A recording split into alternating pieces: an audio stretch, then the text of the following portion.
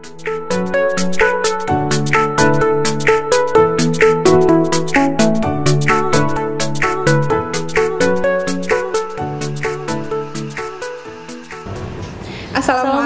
warahmatullahi wabarakatuh. Kembali lagi pada pembelajaran Bahasa Indonesia kelas 10 semester genap. Ini merupakan lanjutan dari pembelajaran pada video sebelumnya. Nah, sebelumnya Ibu mau memperkenalkan diri. Nama saya Arin Nafiana. Saya mengajar di kelas 10 MIPA 7 dan kelas 10 MIPA 8. Silakan Bu Ika. Terima kasih Bu Arin. Perkenalkan, nama saya Nuri Padatul Amili. Ibu mengajar di kelas 10 IPS 1, IPS 2, IPS 3, dan kelas 10 IBB. Ya, terima kasih Bu Ika. Sama-sama Bu Arin. Pada video pembelajaran sebelumnya, kita sudah membahas mengenai esensi debat, tujuan dari debat, dan mosi dalam perdebatan. Lalu, pada kesempatan kali ini, kita akan sama-sama mempelajari mengenai unsur-unsur debat, struktur debat, dan tata cara dalam berdebat. Nah, untuk selanjutnya, Ibu akan membahas mengenai unsur-unsur debat, lalu dilanjutkan oleh Bu Iva yang akan membahas mengenai struktur dan tata cara berdebat. Langsung saja ya, kita belajar mengenai struktur, unsur-unsur apa saja yang ada dalam sebuah perdebatan. Nah, pertama, unsur yang ada dalam debat itu tentu adalah mosi. Ya, mosi itu merupakan topik atau permasalahan yang dibahas dalam debat. Nah, mosi ini dapat timbul dari masalah-masalah yang ada di masyarakat yang sedang hangat-hangatnya dibicarakan ya Bu Ita. Ya.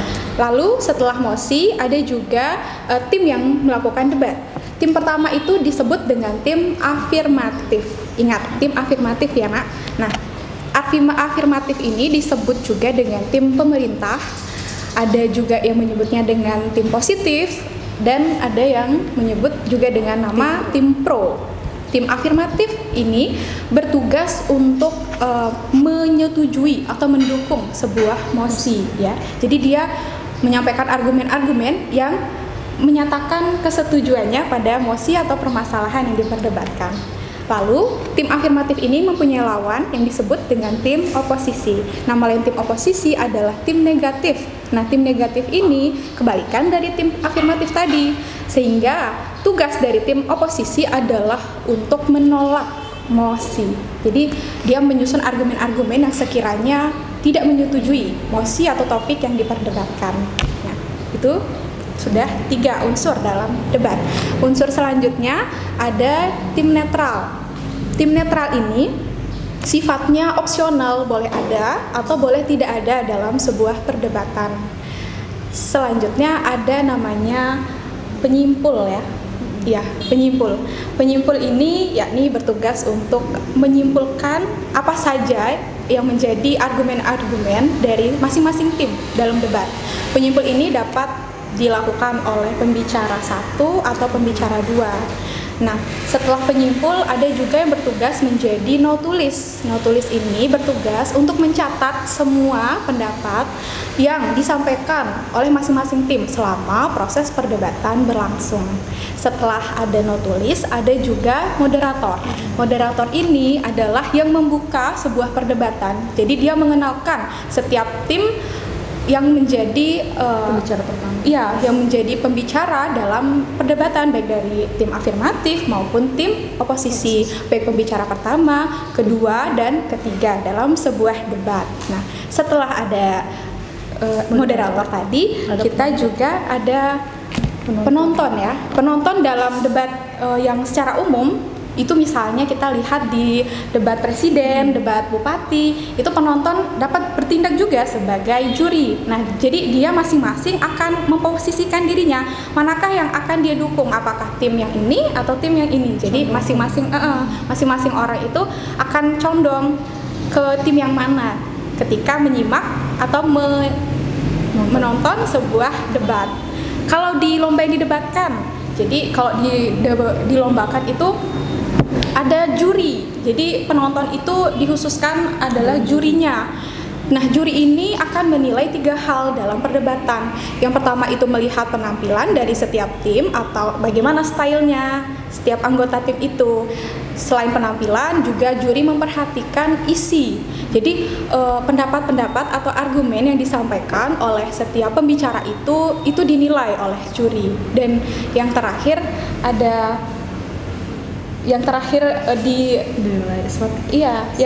dinilai oleh juri itu strategi ya Bu Iva. Nah, strategi itu diperhatikan oleh juri. Jadi bagaimana setiap tim itu melakukan strateginya dalam sebuah perdebatan.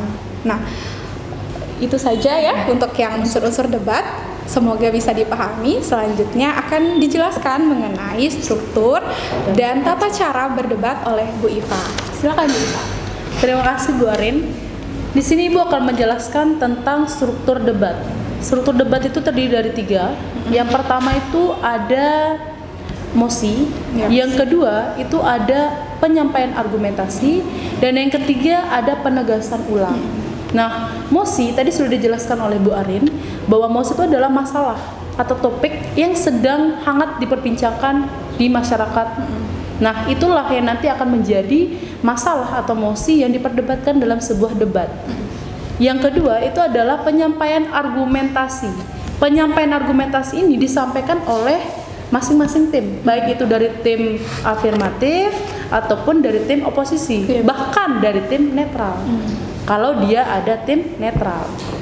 Terus yang ketiga itu adalah penegasan ulang. Di penegasan ulang ini akan disampaikan yang namanya kesimpulan ataupun menegaskan kembali argumentasi yang sudah disampaikan oleh timnya.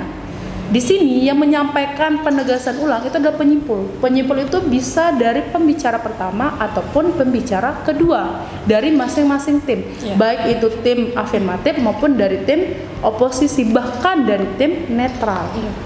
Itu adalah penegasan ulang. Jadi struktur teks debat itu ada 3. Yang pertama itu adalah mosi, yang kedua adalah argumentasi, dan yang ketiga adalah penegasan ulang. Selanjutnya saya akan menjelaskan tentang tata cara berdebat atau tata cara dalam debat. Yang pertama itu adalah perkenalan. Perkenalan ini biasanya disampaikan oleh moderator. Moderator akan memperkenalkan tim-tim yang akan melakukan debat, baik itu dari tim pro, tim oposisi maupun dari tim netral. Moderator juga akan menyampaikan topik atau mosi yang akan diperdebatkan oleh tim. Jadi di sini yang pertama itu kan ada namanya perkenalan. Setelah adanya perkenalan, nanti akan ada penyampaian argumentasi. Penyampaian argumentasi ini nanti akan disampaikan oleh masing-masing tim. Yang pertama menyampaikan itu adalah tim pembicara, dari pembicara pertama dari tim pemerintah atau tim afirmatif atau tim pro atau tim yang menyetujui mosi.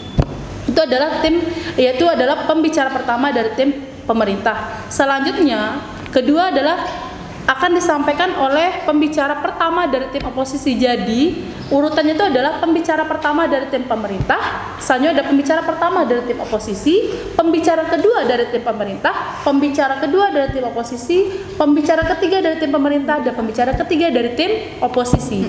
Jadi, mereka akan masing-masing menyampaikan argumentasi. Nah, kalau dalam lomba itu nanti akan ada namanya interupsi.